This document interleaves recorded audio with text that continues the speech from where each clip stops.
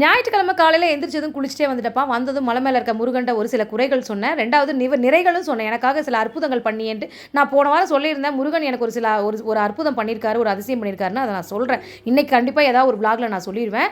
அதுக்கப்புறம் நாங்க எல்லாம் சாமியெல்லாம் கும்பிட்டு முடிச்சுட்டு, நானும் கல்பனாவும் கிளம்புன முதல் இடம் எங்கன்னு கேட்டிங்கன்னா, மீன் மார்க்கெட்டுக்கு தான் போனோம். அங்க போயிட்டு வஞ்சரம் மீனும், ஸ்க்விட்டு, அப்புறம் வந்து நெத்திலி மீன் வாங்கினேன். இந்த தம்பி தான் எனக்கு வாரம் வாரம் மீன் வெட்டி குடுப்பாரு ஜனா. இன்னைக்கு எனக்கு வீடியோல காட்டுங்கன்னாரு. அதனால காட்டிட்டேன்.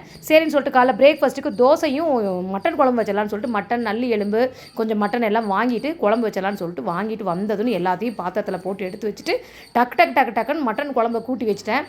மாவு வச்சு தோசை ஊற்றி கொடுத்தலாம். எனக்கு இட்லி வேணாம் தோசை வேணும்னு கல்பனா கேட்டாங்க. அதனால் வந்து எங்கள் வீட்டில் இருக்க எல்லாருக்குமே இந்த மட்டன் குழம்பு தோசை காம்பினேஷன் ரொம்ப பிடிக்கும். அது முட்டை தோசை இந்த மாதிரிலாம் ஊற்றி கொடுத்தா ரொம்ப ரொம்ப பிடிக்கும். அதுக்குள்ளே மட்டன் குழம்பு விசில் விட்டு எல்லாமே எடுத்தாச்சு. சூப்பராக கல்பனாக்கு தட்டில் வச்சு கொடுத்து அவ்வளோ ஹாப்பியாக சாப்பிட போயிட்டேன். நாங்களும் சாப்பிட போகிறோம். உங்கள் வீட்டில் காலைல பிரேக்ஃபாஸ்ட் என்னடா சொல்லுங்கள். நான் ரைட் பை சைட் மீன் குழம்பு வச்சுட்டேன். ஓகேங்க பாய்.